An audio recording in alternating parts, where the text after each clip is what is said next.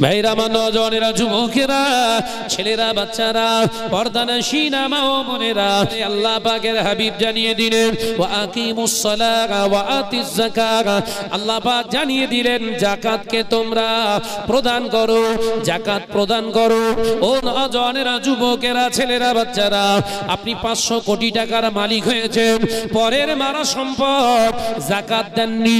আপনি পরের মারা সম্পদের চুরি করে, ডাকাতি করে, চিটিংবাজি করে, চুরি করে পরের সম্পদ লুটে পেটে আপনি 500 কোটি টাকার মালিক হয়েছেন। এখন আপনি ভাবছেন এই 500 কোটি টাকা থেকে আমি কমপক্ষে 10 লক্ষ টাকা যাকাত আদায় করব। ও নওজওয়ানেরা, যুবকেরা, ছেলেরা, বাচ্চারা, শরীয়তের বিধানগুলোকে বুঝুন। আমার আল্লাহ জানিয়ে দিলেন হারাম মালের উপরে যাকাত নাই, হারাম মালের উপরে যাকাত নাই। হালাল মালের উপরে আল্লাহ পাক যাকাত দান দিতে বলেছে, যাকাত প্রদান করতে বলেছে। অর্থাৎ হালাল মাল শুধু হলে হবে না। ও বান্দা, তোর গোটা সংসারটা খরচা করে, গোটা সংসারটা চালিয়ে সারা বছরে হালালিয়াতের উপরে জীবন কাটানোর পরে তোর হালাল সম্পদের ভিতরে এতটা সম্পদ গচ্ছিত হয়েছে, 52.5 ভরি রূপার মূল্যে অতটা মূল্য সম্পদ তোর জমাত হয়েছে। আমি আল্লাহ পাক এবার বলছি বান্দা, ওই সম্পদ থেকে এবার আমি আল্লাহর জন্য যাকাত দে। একবার জোরে হবে না? তাহলে যাকাত সবার উপর ফরজ। আরে ভাই, টাকা রয়েছে তো। আমার আলোচনা বুঝতে পারছেন তো? যাকাত সবার উপরে। আরে 500 কোটি টাকার মালিক তো। এইগুলোই সমাজে আমরা ভেঙে ফুটে বোঝাচ্ছি না, কারণ আমার একটা মাদ্রাসা রয়েছে না। এই কথা বলছেন না কেন? এগুলো ভেঙে ফুটে বোঝালে যে বাবা হালাল মালের যাকাত আছে বলো, হারামের কোনো যাকাত নেই, হারামের ইবাদতের সঙ্গে কোনো সম্পর্ক নেই হারামের। এ ফতোয়াটা তো আমি দিলে সুদখোর তো জীবনে আমার মাদ্রাসায় দেবে না। আমি বোঝাতে পারলুম না। এই ফতোয়া যখন এই শরিয়তের আসল চেহারাটা আপনার সামনে পরিবেশন করব, আপনি ধরে নেন আপনি 100 কোটি টাকা নয় 2 কোটি টাকার মালিক, কিন্তু সব হারাম, হারামি ভাবে ইনকাম করেছেন। সেই হারামের টাকা আপনার কাছে গচ্ছিত আছে। যখন আপনি শুনবেন যে হারাম মালের যাকাত নেই, তখন আপনি কি করবেন? আর দেবেন? ওই জন্য ওই যাকাত দেন অশেষ। কথা বলেন কেন? আমাদের বুঝতে পারছেন না নাকি? যাকাত দেন, যাকাত দেন, যাকাত দেওয়া ফরজ। যাকাত দিলে আমার আল্লাহ সম্পদকে ফিল্টার বানিয়ে দেয়। যাকাত প্রদান করো। ওই জন্য এলাকার যত হারামখোর সুদখোর আছে ওরাও এখন যাকাত দিচ্ছে, কারণ হুজুরের কাছ থেকে ওয়াজ শুনেছে, বিরাট বড় সানডে মুফতির কাছ থেকে ওয়াজ শুনেছে, যাকাত দিলে ধন সম্পদ ফিল্টার হয়ে যায়। সুদখোর চিন্তা করলো, যদি আমি 50,000 টাকা হুজুরের ওই প্রতিষ্ঠানে দিতে পারি, আমার যত হারাম টাকা ফিল্টার হয়ে যাবে। ওই জন্য এখন সুদখোরেরাও কি করছে? এই কথা বলে না। সুদখোরেরা কি করছে? দান করছে। মসজিদের টাইলস কে দেবে? শাহনাজ। শাহনাজকে এলাকার টপ র্যাঙ্কের সুদখোর। সমাজ কি করে রসতলে যাচ্ছে? আমার কি আওয়াজ ভুল হচ্ছে নাকি বলেন দিন? আপনাদের কলিজা ঠান্ডা হয়ে যাচ্ছে, কিন্তু আর কলগে সেনিয়ে যাচ্ছে কার? কলগে খেপে যাচ্ছে কার বলেন দিন? যারা পকেট হুজুর। আমার শত্রু কেন বাড়ছে বুঝতে পেরেছেন? আর আমিও প্রতিজ্ঞাবদ্ধ হয়েছি, মৌতের আগ পর্যন্ত এই আন্দোলন চলবে। বলুন ইনশাআল্লাহ। জোরে বলেন ইনশাআল্লাহ। যত হুমকি মারবি তত ভেতরের মাল মশলা বের করব। তোর হুমকিতে শাহনাজ ডরে না, কারণ জমিনটা আল্লাহর। জমিনটা কার? মারবি? খুব জোর মেরে আমাকে জানে মেরে গোটা বডিটা কেটে টুকরো টুকরো করে বস্তাবন্দি করে তারপর আগুনে ফেলে পুড়িয়ে ছাই করে দিবি, তোর কাজ শেষ, আর কিছু করতে পারবি না। বলো, কথা বলছেন এখানে? আর কিছু করতে পারবি? তোর কাজ, দায়িত্ব শেষ। আমার আল্লাহ বললেন, ওয়ালা তাকুলু লিমান ইউকতালু ফি সাবিলিল্লাহি আমওয়াত বাল আহইয়াউ ওয়ালাকিন লা তাশউরুন। একবার জোরে বলে। ওই জোরে হলো কই? জোরে যদি না বলিস অন্তত ভাই শুয়ে পড়। আমার সঙ্গে থাকতে গেলে স্পিরিটে থাকতে হবে ভাই। আমরা মুসলমান, হার জায়গা মে ঘুমনা ফিরনা তো শের কে জैसा। है কথা ঠিক না? বুঝে রে, हर जगह में घूमना फिरना तो शेर के जैसा, मगर मस्जिद में जब दाखिल हो जाए तो मुसलमान हो जाए बिल्ली के जैसा। बच्चों बोले है जोरे बोले, आप जाएगा सिंहेर मतो आवाज করুন, কিন্তু মসজিদে যে গলা ফাটিও না। কিন্তু আমার গা স্বভাব উল্টো, এলাকা দিয়ে গেলে চুপ চুপ করে যাচ্ছে, দেখতে পাবে না তো, দেখতে পাবে না তো। আর মসজিদে যে নামাজ পড়তে, এই তুই অত কথা বলিস না, সেক্রেটারি আসি, কথা বলে না। এ মুসলমান না, এ আছে দাজ্জাল। ভাইরা, নজনেরা, যুবকেরা, ছেলেরা, বাচ্চারা, পর্দানাশীরা, মা ও বোনেরা, আমি আপনাদের ভাই মোহাম্মদ শাহনওয়াজ বলে যায়, শুনে রেখে দেন, জেনে রেখে দেন। তাহলে টাকা আপনি দান করলেও কিন্তু দান নয়। দান করতে গেলে শরিয়াতের শর্ত হলো, দান করতে গেলে শরিয়াতের শর্ত হলো হালাল মাল থেকে আপনি দান করবেন। যদি ওটা 1 টাকাও হয়ে থাকে, ওই 1 টাকা দান করলে অপরদিকে যদি 1000 কোটি টাকা কোন হারামখোর যদি হারাম মাল দ্বারা যদি বিলিয়ে দেয়, আমার আল্লাহ পাকের হাবিব জানিয়ে দিলেন, ওই 1000 কোটি টাকা দাড়ি পাল্লার এক পাশে রাখলে এই হালাল মাল থেকে 1 টাকা দান করার বিনিময়ে আমার আল্লাহ হালালের মর্যাদা আল্লাহ এত দান করেছে, ওই 1000 কোটি টাকা থেকে 1 টাকার পাল্লাটা 1000 গুণ ভারী করে দেবে। একবার জোরে হবে না? তাহলে যাকাত সবার জন্য কিন্তু না। নামাজটা বোঝা গেছে তো? এবার যাকাতটা বুঝতে পেরেছেন না? যাকাত বুঝতে পেরেছেন তো নাকি? যদি কেউ এলাকায় এরকম ভাবে যে আমি বিরাট টাকার মালিক, আমার টাকা যেভাবেই হোক ইনকাম করেছি, টাকা তো আমার যাকাত দিতে হবে না।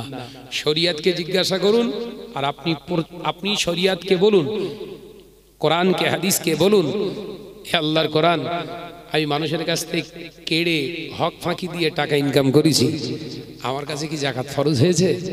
আমার উপর কি যাকাত ফরজ? কোরআন বলে দেবে না।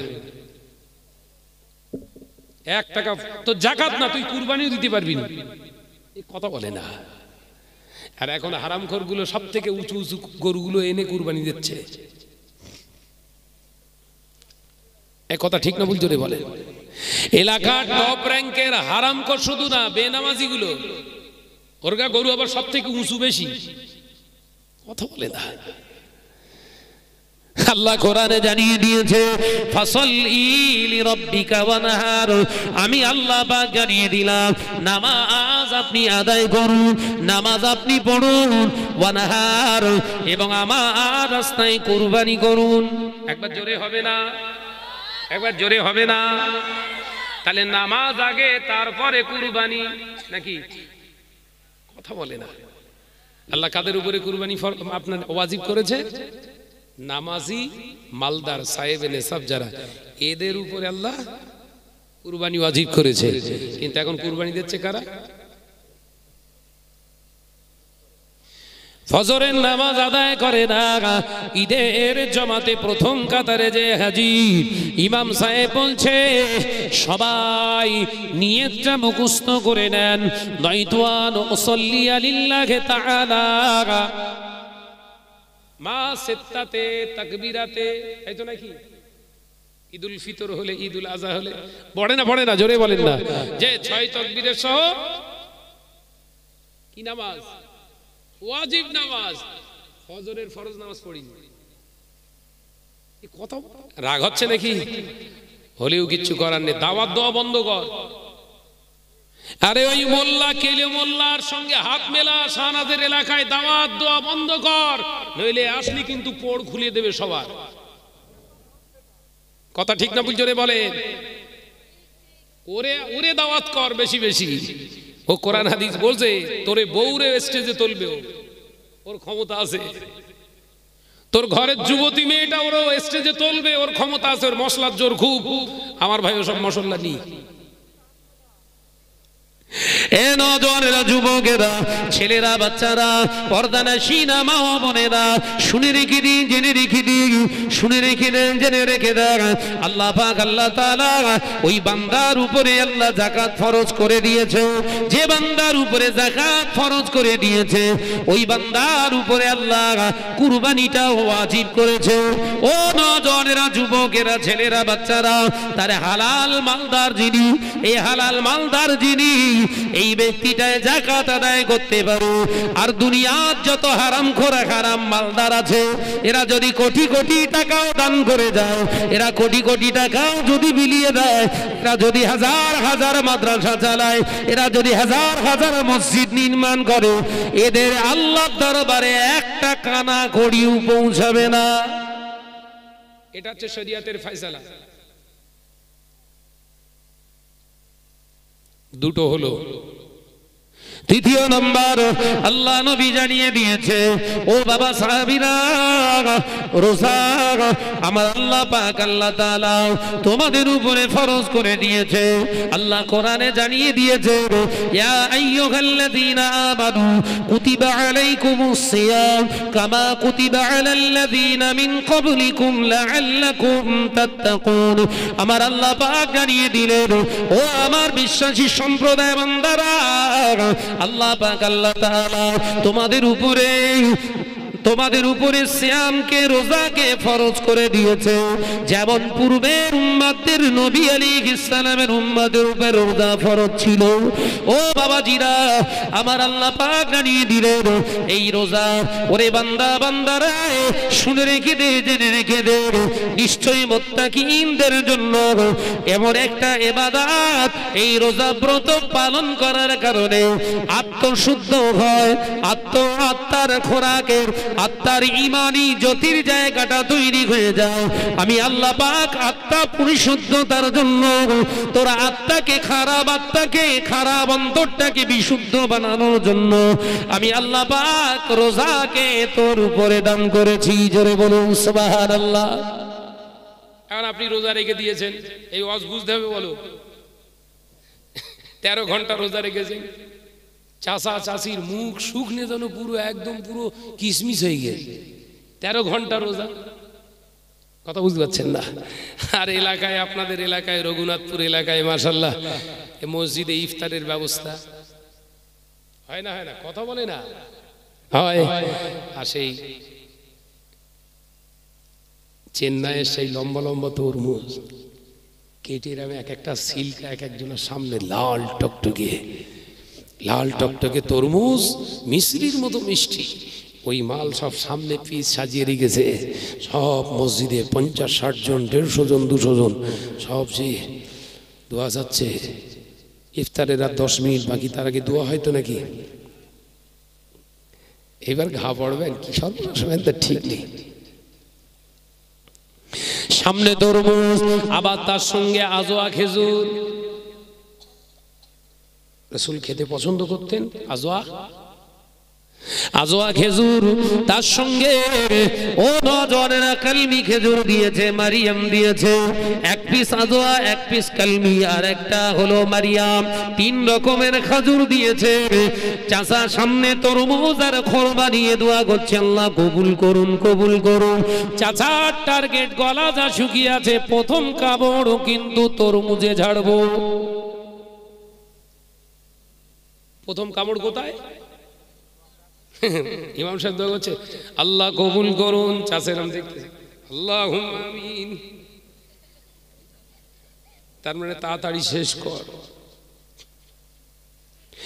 ও নওজওয়ানেরা, যুবকেরা, ছেলেরা, বাচ্চারা, পর্দানশীনা মা ও বোনেরা, শুনে রেখে দিন, জেনে রেখে দিন, ওই ইফতার দেনেওয়ালাটা যদি হারাম মালদার হয়, ওই ইফতার দেনেওয়ালাটা যদি সুদখোর হয়, ওই ইফতার দেনেওয়ালাটা যদি মহিলা সমিতির সদস্য হয়, ওই ইফতার দেনেওয়ালাটা যদি বন্ধন গ্রুপের এজেন্ট হয়, ওর ইফতারটা বিসমিল্লাহি ওয়া আলা বারাকাতিল্লাহ বলে মুখে তোলার সাথে সাথে বেঈমান হয়ে যাবি। জোরে বলুন নাউজুবিল্লাহ। শত্রু বেড়ে গেল না কমে গেল? আলোচনা অসুবিধা হচ্ছে না? না কাহিনী টাইনি ধরবো? এদিকে যত যাবো শুধু শুধু নিষেধ।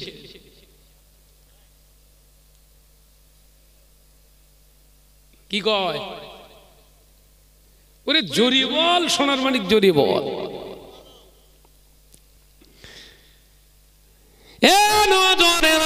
যুবকেরা, ছেলেরা, বাচ্চারা, কোন মুসলমান যদি হারাম জিনিস খাওয়ার সময় বিসমিল্লাহ বলে শুরু করে, খাবার আগে যদি বিসমিল্লাহ আল্লাহর নামে শুরু করে দেয়, ওই ব্যক্তিটার ঈমান থাকে না, সাথে সাথে বেঈমান হয়ে যায়, সাথে সাথে বেঈমান হয়ে যায়। এ নওজওয়ানেরা, মুরব্বিয়ানগণেরা, তাহলে 13 ঘন্টা ধরে যদি তুই রোজা রাখিস আর তোর ইফতার খাওয়ার কারণে যদি ঈমান চলে যায়, তোর রোজাটা কি আল্লাহর দরবারে হয়েছে? তরমুজ দিয়ে ইফতার না করলে রোজা হবে না, খাজুর দিয়ে খুরমা দিয়ে ইফতার না করলে ইফতার হবে না। এটা শরীয়তের বিধান নয়, শরীয়তের মাসালা হুকুম হলো যদি আলো পানি হয়, ওই আলো পানি দিয়ে ইফতার কর আল্লাহর নাম করে। যদি শুকনো মুড়িও থাকে, শুকনো মুড়ি দিয়ে ইফতার কর, ওই মুড়িটা যদি হালাল হয়ে যায়। শুকনো যদি চাল, কাঁচা চাল দিয়ে যদি চিবিয়ে ইফতার করি, যদি আল্লাহ তাআলা দরবারে ওটা হালাল বলে গণ্য হয়ে যায়, আল্লাহ সারা দিনের জীবনের গুনাহ ওই ইফতারের ওসিলায় মাফ করে দেবে। একবার জোরে হবে না? আরেকটু জোরে হবে না? তাহলে রোজা সহজ?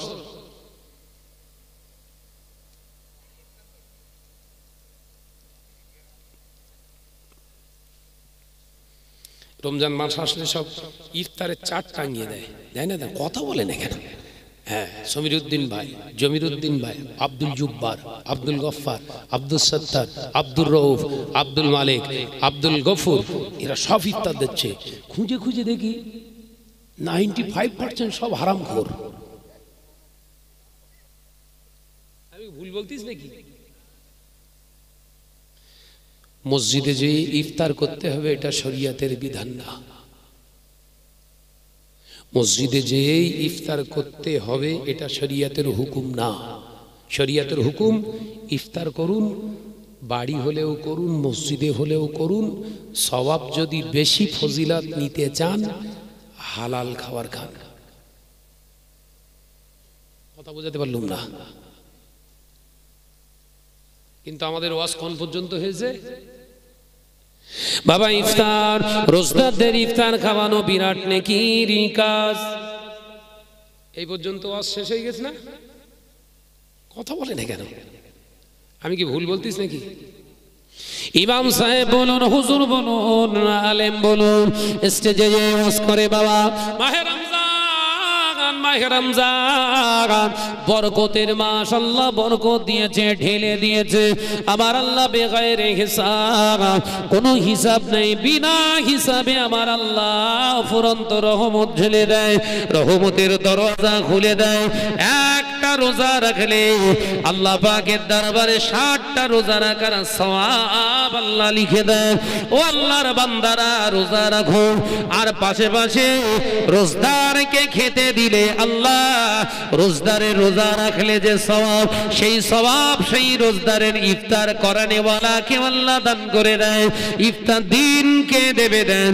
আল্লাহর বান্দা কে আছেন বলুন? প্রথম দিন, দ্বিতীয় দিন, তৃতীয় দিন, চতুর্থ দিন, পঞ্চম দিন, ষষ্ঠ দিন, সপ্তম দিন, অষ্টম দিন, নবম দিন, দশম দিন, এই 10 দিনের ইফতার কে কে দেবেন? হাত তুলুন। প্রথম রহমতের 10টা রোজা, রহমতের 10টা রোজা, মাগফিরাতের 10টা রোজা, আর নাজাতের 10টা বাকি রোজা। কে রহমতের জন্য দান করবেন? সর্বপ্রথম যিনি হাত ওঠালেন এলাকার টপ র্যাঙ্কের লটারি খোর। রহমত ধরার জন্য তো কত বলে না তো, কিন্তু আজ যদি আমাদের হতো বাবাজিরা, যদি ইফতার দেওয়ার ইচ্ছা থাকে, সওয়াব যদি কামাই ধনার ইচ্ছা থাকে, সওয়াব যদি নেওয়ার ইচ্ছা থাকে, নেকি যদি কামাই করার ইচ্ছা থাকে, বাবা হালাল মাল থেকে ইফতার দেবে কে কে? আল্লাহর রাস্তে হাত তুলুন। এইটা তো কমপ্লিট হজ। কথা বলছেন না কেন? এটাই তো কমপ্লিট হজ, কিন্তু ওয়াজ ঘুরে কোন দিকে চলে গেছে? বড়ালির দিক ঘুরে উই গিয়ে সেই ইয়ে থেকে উঠে ঠেলে উঠে গেছে।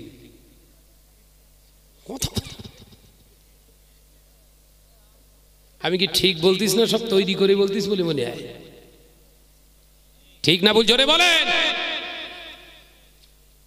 বড্ড তোমার জ্বালা ধরেস না? শাহনাজ এত খুলে কেন ওয়াজ করবে? তোমার মতো বোদামলি সাহেব না শাহনাজ। বোদামলি সাহেব বোঝেন বাপ? বোদা বোদা, এখন সব বোদা কোম্পানি বেশি বেরিয়েছে। ওই খানিকটা জায়গায় চুপ করে থাকে, তার মানে ওর পরে গেলে ধরা পড়বে। কথা বলে না, তার মানে সে হাঁসচোরের মতো ব্যাপার। হাঁসচোরের ঘটনা জানেন? বলবে টুন বলবো? এলাকার চাষির হাঁস, চাষিরা তো বেশি হাঁস পোষে। কথা বলছেন না কেন? মেয়েরা হাঁস পোষে, তো হাঁস পোষেছে গোটা 6 হাঁস পুষেছ তো চাষি, একটারে পাওয়া যাচ্ছে না, একটারে পাওয়া যাচ্ছে না। আর ইমাম সাহেব সেই দিন ছুটিতে ঘরে যাবে, ছুটিতে ঘরে যাবে, ছুটি উড়িয়ে নিয়েছে। আর মসজিদের সামনে এসে ওই হাঁসটা প্যাক প্যাক প্যাক প্যাক করে দেখতেছে। ও তখন গিয়ে খপ করে গিয়ে, মদ্দা হাঁস তো, আর শীতকাল, হাঁসের গোশ ভালো লাগবে না? লাগবে না? এই খামতো না, খামতো নাকি? সেইরকম টেস্ট। ও কপকপ ধরি ব্যাগের ভেতর ঢুকিয়ে লে চুপ করে খানিক সময়। শরিয়াতের হুকুম, কোনো হুকুম হলো রাস্তায় যাওয়া, যদি যেতে গিয়ে কোনো জিনিস পান, সেই জিনিস লে আপনার ওখানে দাঁড়িয়ে থাকতে হবে, নইলে এলাকায় আপনি প্রচার করুন এই জিনিস কার। ইমাম সাহেব বলি কোনো কথা, বোদা হুজুর, বোদা কি হুজুর বললো? বোদা হুজুর। বোদা হুজুর ওই হাঁস প্যাকের ভিতরে ঢুকিয়ে দিয়ে, ভেতরে প্যাকেটের ভিতরে ব্যাগের ভিতরে ঢুকিয়ে না দিয়ে, ব্যাগের মুখটা চেপে ধরে হক আদায় করতেছে। কিভাবে জানিস? কার? হাঁস। এই ওয়াজ বোঝা যাচ্ছে না? কি বলছে? কার? হাঁস। কার? হাঁস। আমি বলছি ইমাম সাহেব এরম করতেস কেন? কি পাগল হয়ে গেছে বোধহয়, ঘর যাবে ওদের এরম করতে। যার হাঁস তার সামনে দাঁড়িয়ে এরম করছে, জীবনে বুঝতে পারবে যে ওরা ওর ভেতরে হাঁস। তা কিছু বোদা, বোদা কি বললো? কিছু বোদা মলি সাহেব বেরিয়েছে, কিছু কেলে বেরিয়েছে, কিছু জোকার বেরিয়েছে।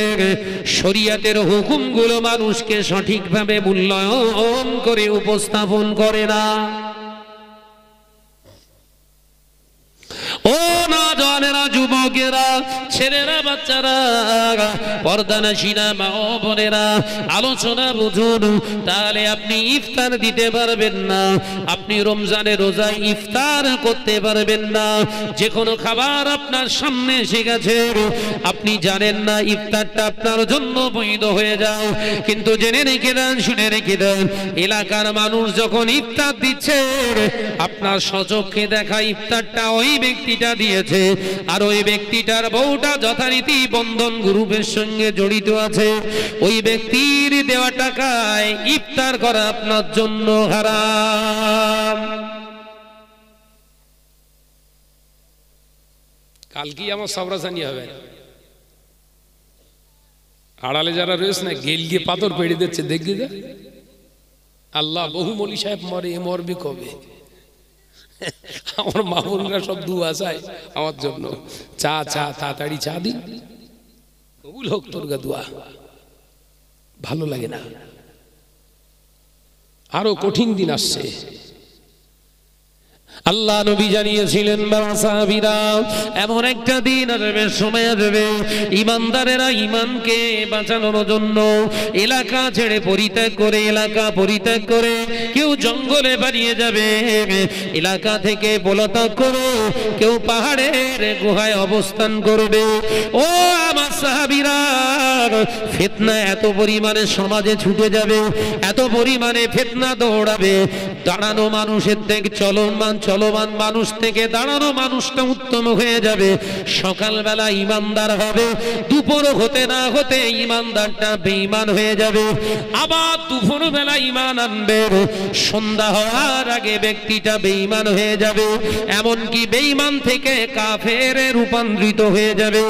ও নওজওয়ানেরা, যুবকেরা, আগামী দিন সেই দিন আছে যেদিন রাসূলুল্লাহ সাল্লাল্লাহু আলাইহি ওয়াসাল্লাম যেদিন সম্পর্কে অবগত করিয়েছিলেন, হাদিস থেকে সাহাবায়ে কেরামেরা পবিত্র জবানের কথা শুনে অবাক হয়ে গিয়েছিলেন। আল্লাহ নবী জানিয়েছিলেন, বাবা সাহাবীরা, মানুষের অন্তঃকরণগুলো হিংস্র জন্তু জানোয়ারের মতো হয়ে যাবে, নেকড়ের বন্য প্রাণী হিংস্র নেকড়ের মতো হয়ে যাবে, তাদের বেশভূষা, তাদের চালচলন গুলো, তাদের কথাবার্তা গুলো শুনলে দেখলে মনে হবে নবী আলাইহিস সালামের মতো। আমি নবী জানিয়ে দিলাম, তারাই হবে সমাজের বড় ফিতনাবাজ। ও নওজওয়ানেরা, যুবকেরা, সত্যটাকে তারা চেপে দিয়ে অন্যায় রাহাজানি গুলো সমাজের বুকে তুলে ধরবে। ও নওজওয়ানেরা, যুবকেরা, হারাম জিনিসগুলো সমাজের কাছে এমন ভাবে উপস্থাপন করবে, তারা সাধারণ মানুষগুলোকে বোঝাতে সক্ষম হয়ে যাবে, না এটা হারাম নয়, এটা হলো আসলে হালাল। হারাম জিনিস কিন্তু হুজুর যদি ওয়াজ করে আপনারা হারাম বলতে পারবেন? কথা বলছেন না কেন? জিনিসটা হারাম। যেমন মহিলাদের স্টেজে তোলা,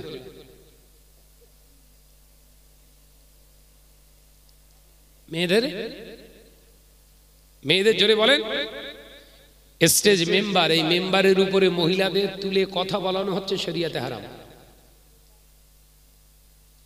চ্যালেঞ্জ থাকলো কিয়ামত পর্যন্ত, কোন হুনু সাহেব যদি এই ফতোয়া নিয়ে বসতে চায়, আমরা রাজি আছি। আল্লাহ নবী দো জাহানের বাদশাহ হাবিবুল্লাহ নবী জনাবে মুহাম্মদুর রাসূলুল্লাহ সাল্লাল্লাহু আলাইহি ওয়াসাল্লাম মদিনার মসজিদুন নববী শরীফে শারীরিকভাবে অসুস্থ হয়ে পড়েছে।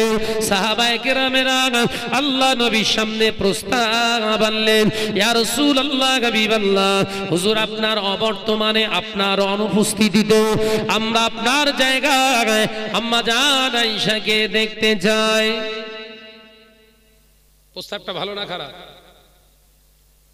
এই কথা বলছেন না কেন? প্রস্তাবটা ভালো না খারাপ? যুবকের মতো রাসূলুল্লাহর দিদার নসিব হয়ে যাবে।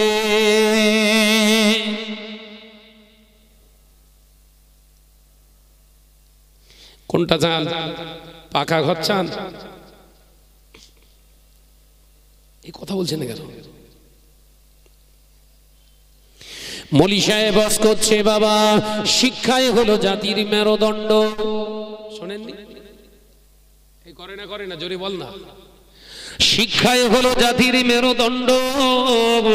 নারী শিক্ষা জাতি, নারী জাতিকে শিক্ষা দিতে হবে, নারী জাতিকে শিক্ষা দিতে হবে, শিক্ষা দিতে হবে, শিক্ষা দিতে হবে। দিতে দিতে দিতে দিতে স্টেজে এনে হাজির। ওরে মলি সাহেব, তোর দুনিয়া আগে না দিন আগে বল। বলছে আমাদের বিরোধিতা করছে। নারী শিক্ষা দিতে দিতে দিতে দিতে যদি মেয়ে ছেলে স্টেজে ওঠে, বিগত বছর ধরে ওয়াজ শুনে এসছেন আলেম ওলামা হুজুরদের মুখ থেকে মহিলাদের কণ্ঠস্বর পুরুষদের জন্য শোনা, ওই জোরে বলছেন না কেন? হারাম তো। এ হুজুর ওয়াজ করেছ বলো, এ কি জ্বালা পড়ে গেল। এ হুজুর ওয়াজ করেছে হারাম, এখন এ হুজুর চালাচ্ছে। এই হুজুর না শয়তানেরা? কথা বলে না কেন? বললেই তো শাহনাজ খারাপ। ভাই আমি কি কারোর বিরোধিতা করছি না শরিয়াতের হুকুমটা বোঝাচ্ছি? কথা বলে না তো। শরিয়াতের হুকুম বোঝাচ্ছি না কারোর বিরোধিতা করছি? শরিয়াতে এটা তো হারাম, আপনি হালাল বানাচ্ছেন। ও আচ্ছা আচ্ছা, আমার আবার বোঝার ভুল, আপনি তো আবার দাদা হুজুরের থেকে শিক্ষিত বেশি। কথা বলছেন না কেন? না না, আমার বোঝা ভুল হয়ে গেছে, আপনি তো বিরাট বড় বিদ্বান, বসির আল্লামা হুজুরের থেকে আপনি বেশি বোঝেন। আমি কি ভুল বলছি নাকি? না না, আমার বোঝা ভুল হচ্ছে বাইজিদ বোস্তামি জুনায়েদ বাগদাদি রহমাতুল্লাহ আলাইহির থেকে আপনার এলেম বেশি। ওনারা বিরোধিতা করলেন, মেয়েদের ওপেন বসিয়ে শিক্ষা করানো হচ্ছে শরিয়াতে হারাম, আপনি বলছেন না চলে। আপনি চালানোর চেষ্টা করছেন, আপনি চালানোর চেষ্টা করছেন পকেট বাঁচানোর জন্য না তো, এই ইসলামের জন্য না পকেটের জন্য।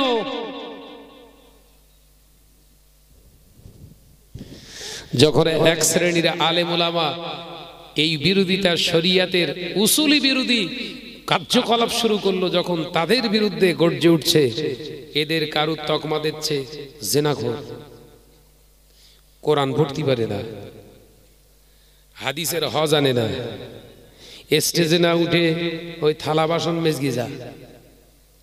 তোরা কারা? তোদের ওয়াজ অনুযায়ী তোরাই তো জিনাখোর হারা। কথা বলছি না কেন? আমাদের কথা, মহিলাদের কণ্ঠস্বর হচ্ছে কানে জেনা, হুজুর ওয়াজ করেছে। এখন ওই হুজুর বলছে কচি তুই পড়, দিব্যু মহিলা দাদ্দার দাদ্দার করে পড়ছে, তাহলে জেনা কে করলো? আমি? এই প্রকাশ্য জেনা করেছে কে? বললেই খারাপ? মানে তুমি যা করবা সব মানে একদম সঠিক, নতুন কোরআন আবিষ্কার করতেছ নাকি তুমি?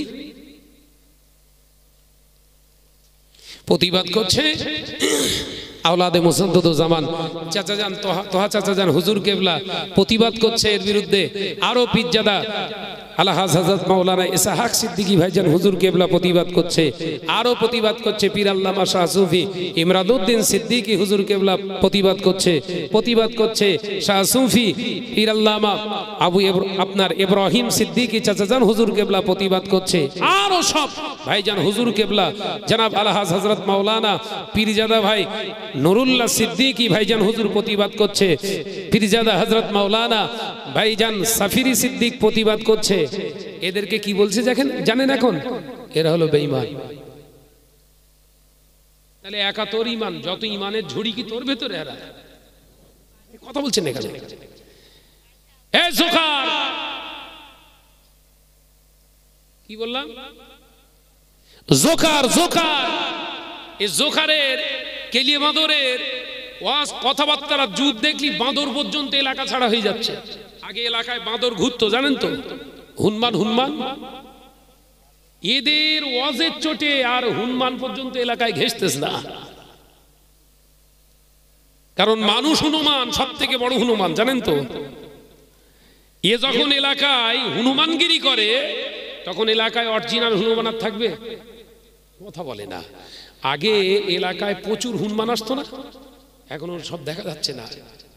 আমার মা বোনেদের একটা কথা ছিল যে এলাকায় হনুমান আসা মানে ফসলপাতি খুব ভালো হবে, মেয়েদের মশলা, এটা বুঝতে পেরেছেন তো? বলতো না এলাকায় হনুমান ঢুকেছ মানে ফসলপাতি এবার মনে হচ্ছে খুব ভালো হবে আল্লাহ। ওরা বলতো, ওদের মশলা তো ওই কাক ডাকলি বলে খারাপ সংবাদে ইসবো দেয়, সব ওদের মশলা, যা তৈরি করে সব ওদের। মুফতি বিভাগ হচ্ছে রান্নাঘর। কথা বলে না কেন? আমি কি ভুল বলতিস নাকি? হাত থেকে থালা পড়ে গেছে, মনে হচ্ছে কুটুম টুটুম এসতে বোধহয়। তা এইরকম কেলে হুনমান, জোকার হুনমান গুলো যদি এত চেঁচাচেঁচি করে, এলাকায় আর হুনমান ঢুকবে? বাপ বল না রে। আল্লাহর ওলি, আল্লাহর মাহবুব বান্দার আওলাদদেরকে তোমরা উল্টো পাল্টা মন্তব্য করবে, আর শাহনাজ বললে খারাপ। এ কাপ জমিন তোর বাপ তৈরি করে রেখে গিয়েছিল, এরা বাঁদর। তুই কি একবার ভেবেছিস তোর বাপ তাদের হাতে বায়াত, তোর দাদু তাদের হাতে বায়াত, তাদের কাছ থেকে সবক নিয়ে কবরে ঢুকেছে, আর তুই করছিস কি আর কেলে হুনমান? আমি কি ভুল বলছি নাকি? এই জোরে বলেন। তুই দাদা হুজুরের থেকে বেশি বুঝিস, বশির আল্লামা হুজুরের থেকে বেশি কটা কেতাব পড়েছিস। 25,000 কেতাব পড়ে যিনি আলেম, 25,000 কেতাবের প্রতিটা লাইন যার কণ্ঠস্থ ছিল, শরিয়াতের 18,000 হাদিস যিনি বর্ণনা করতে পারতেন, মুখস্থ ছিল। হাদিস পড়ার সময় তার রাসূলুল্লাহর দিদার হয়ে যেত, আর তার বিরুদ্ধে তার উপরে ফতোয়াগিরি করছিস। তোর কত বড় সাহস, তোর কত বড় মাজাল, তোর কত বড় বুকের বাটা, তোর কত বড় হিম্মত হয়েছে। সেই বশির আল্লামা হুজুর এমন কাজ করে যেতে পারলেন না, তিনি ফতোয়া দিয়ে গেলেন। এমন কথা যদি বলা হয় তাকে কাফের বলা হবে, যদি নবীকে ভিখারির বাচ্চা ভাবা হয় কাফের ফতোয়া দেয়া হলো। সে আল্লামা হুজুরের ফতোয়াকে চিৎ করে দিয়েছিস, এখনো প্রমাণ করতে চাইছিস তোরা। শোনেননি? এই বলেছি না বলিনি? ফুরফুরার কোন ভাইজান হুজুর কেবলাদের কাছ থেকে এরকম কথা শুনেছেন কোনদিন? নবীর গুস্তাকি শুনেছেন? বরঞ্চ তারা আবেগপ্রবণ হয়ে এমন কিছু কিছু কথা বলে ফেলে যেগুলো শুনলে মানুষ অবাক হয়ে যায়।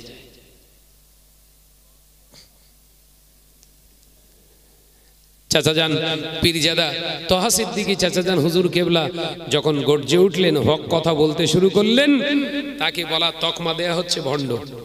এরা ভণ্ডকেরা একটুখানি ভালো করে একবার করে অ্যানালাইসিস কর দিন।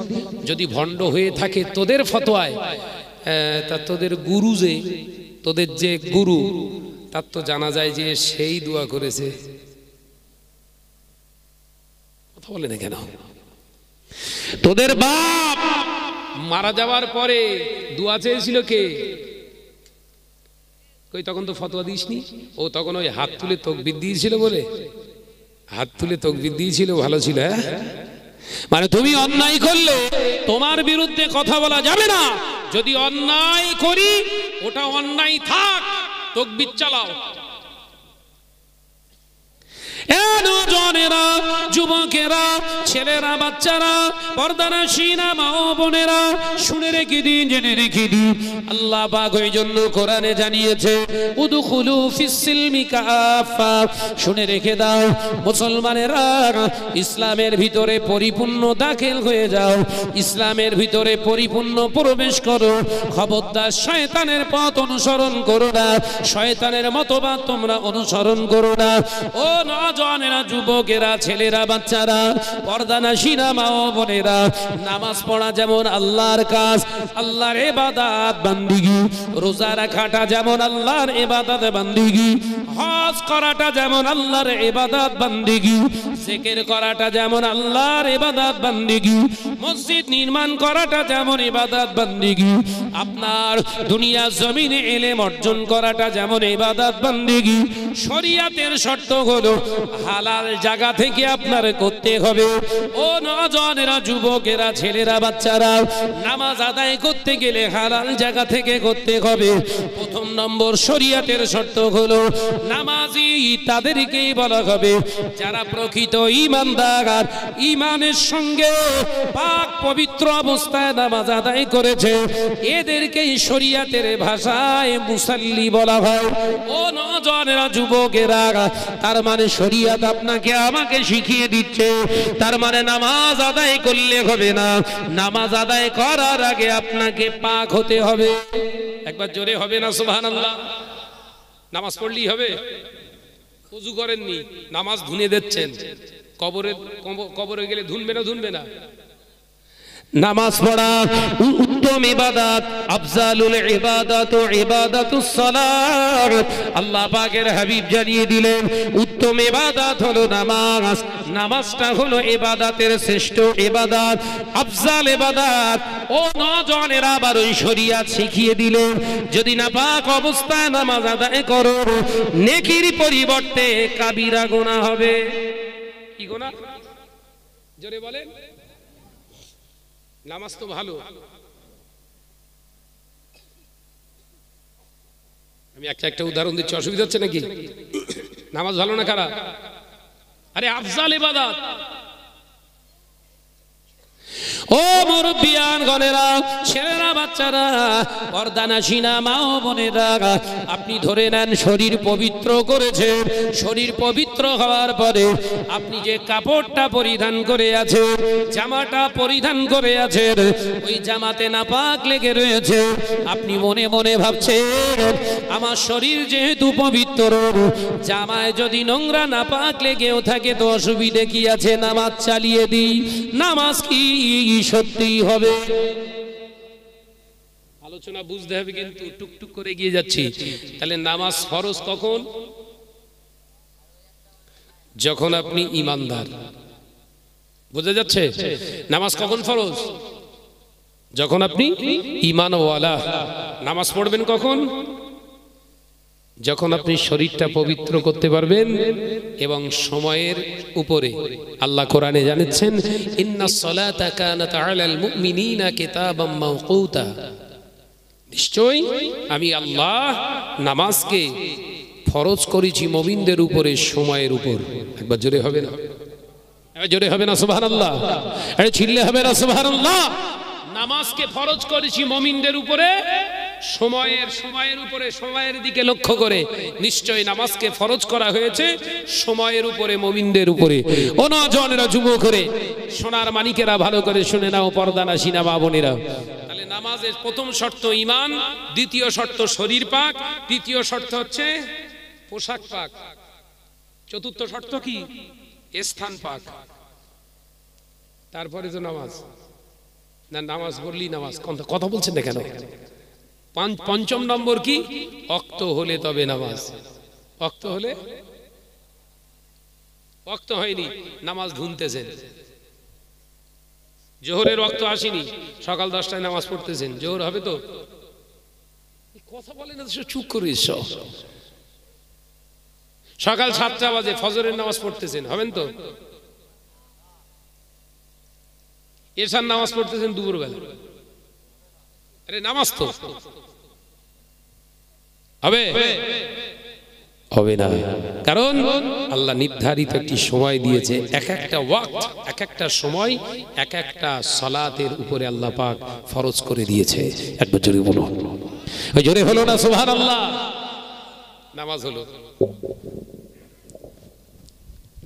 তাহলে নামাজের শর্ত: নাম্বার 1 ইমানদার হন, নাম্বার 2 শরীর পবিত্র করেন, নাম্বার 3 জামা কাপড় পবিত্র করেন, নাম্বার 4 স্থানটা পবিত্র করেন, নাম্বার 5 যেই খাচ্ছেন, নাম্বার 5 কি বললাম? ওয়াক্তের উপরে লক্ষ্য রেখে নামাজ পড়ুন। অনেক মুসলমান ভাইরা রয়েছে যারা আসরের নামাজের পরে আরো অন্য নামাজ চালাচ্ছে। কথা বলছেন না কেন? আসরের ফরজ নামাজের পরে আর নামাজ হবে তো? যে নামাজই পড়বেন মাকরু হবে। আসরের ফরজ নামাজ আদায় করার পরে আপনি অন্য যে নামাজ পড়বেন সব মাকরু। মাকরু শব্দের অর্থ হলো কি? অপছন্দনীয়, পছন্দ নয়। মাথায় ঢুকছে? আপনি দেখছেন না আসরের নামাজ পড়ে অনেক সময় আছে, আরো খানিকটা নামাজ পড়লেই দেখাচ্ছে আপনি নামাজ পড়ছেন, কিন্তু নামাজ হচ্ছে না। আল হুব্বু ফিল্লাহি ওয়াল বুগযু ফিল্লাহ। কার জন্য? আমি আল্লাহর নবী জানিয়ে দিলাম, আল্লাহ আল্লাহ রাসূলের জন্য দ্বন্দ্ব করো। কোরআন হাদিসের জন্য দ্বন্দ্ব করো, মসজিদ মাদ্রাসার জন্য দ্বন্দ্ব করো, কবরস্থানের জন্য দ্বন্দ্ব করো। আমি আল্লাহ পাকের হাবিব জানিয়ে দিলাম সমস্ত দ্বন্দ্বটা যেন আল্লাহর রেজামন্দির জন্য হয়। জোরে বলুন সুবহানাল্লাহ। বিরোধিতা করা যাবে কার সন্তুষ্টের জন্য? আরে এখন বিরোধিতা হচ্ছে কিসের জন্য? পকেটের জন্য। কথা বলে না, কিসের জন্য বাপ? বল এরকম করিস নি। শাহনাজের দাওয়াতটা কেটে দিতে পারলি, অমুকের দাওয়াতটা কেটে দিতে পারলে ওই দাওয়াতটা আমি পাবো। ওর যদি এলাকা থেকে তাড়ানো যায় ওই এলাকা আমি পাবো। কার জন্য হচ্ছে? বল না রে বাবা।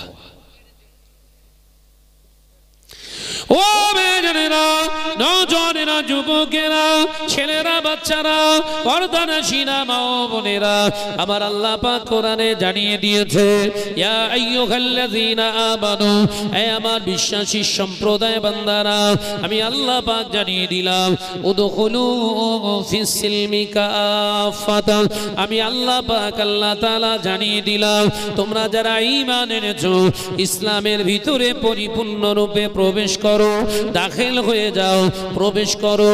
ওয়ালা তাত্তাবিউ খুতুওয়াতিশ শাইতান, আমি আল্লাহ পাক জানিয়ে দিলাম খবরদার অনুসরণ করিস না, অনুকরণ করিস না, অনুসরণ করিস না শয়তানের। কোন শয়তান? যে আমি আল্লাহ আমার রহমত থেকে বিতাড়িত, আমি আল্লাহ পাক যাকে চির জাহান্নামী করেছি ওর পথ অনুসরণ করিস না, নিশ্চয় তোরা ক্ষতিগ্রস্ত হয়ে যাবি। ইন্নাহু লাকুম আদুউম মুবিন, নিশ্চয় আমি আল্লাহ পাক জানিয়ে দিলাম তোরা সাকসেসফুল হতে পারবি না, তোরা কামিয়াবি হতে পারবি না। শয়তানের পথ ছেড়ে দিয়ে উদখুলু ফিস সিলমি কাফা, আমি আল্লাহ পাকের পছন্দনীয় ইসলামের ভিতরে তোরা দাখিল হয়ে যা। ইসলামের ভিতরে যদি তোরা দাখিল হয়ে যাস, তোদের হেফাজতের দায়িত্বটা পৃথিবীর কোন রাষ্ট্রনায়ককে দেব না, আমি আল্লাহ পাক তোদের হেফাজতের দায়িত্বটা পৃথিবীর কোন প্রধানের দেব না, পৃথিবীর কোন রাষ্ট্রনায়ক ও মেম্বারের দেব না, পৃথিবীর কোন রাষ্ট্রনায়ককে আমি আল্লাহ করে দেব না।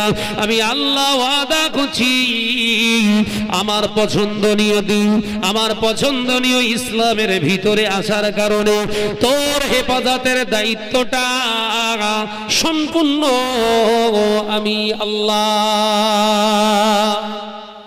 জোরে বলবেন না? শর্ত কি বলেছে আল্লাহ? ইসলামের ভিতরে পরিপূর্ণ রূপে আসতে হবে, তবে আল্লাহ সাহায্য আসবে।